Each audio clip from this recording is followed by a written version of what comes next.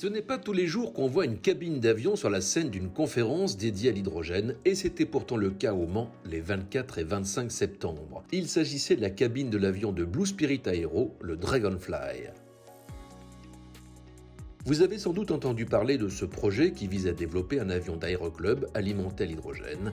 La présence au Mans est une suite logique pour le fondateur de la start-up.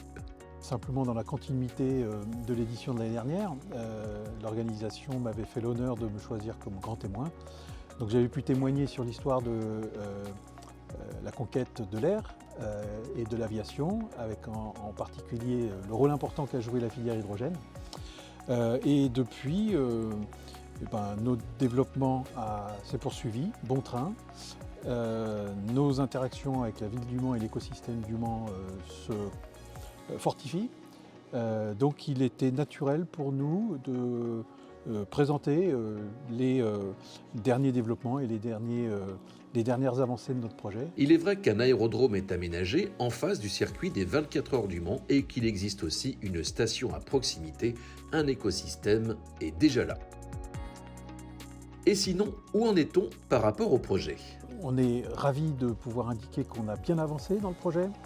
On a passé une étape importante cet été, à savoir la démonstration de la preuve du concept. Nos démonstrateurs technologiques nous ont donné toute satisfaction. On a bien compris comment gérer une pile à combustible dans l'environnement aéronautique. On a bien compris comment gérer cette architecture de propulsion particulière qui est la nôtre, avec 12 petits moteurs, comme vous le savez sans doute.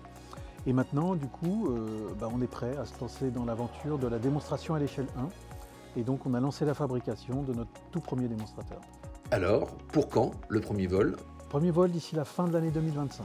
La présence au Mans d'un avion à hydrogène serait finalement logique quand on sait que la ville a été le théâtre du premier vol habité des frères Wright en 1908 et c'était sur le terrain de course des Hunaudières, comme quoi les 24 heures du Mans et l'aéronautique font bien la paire.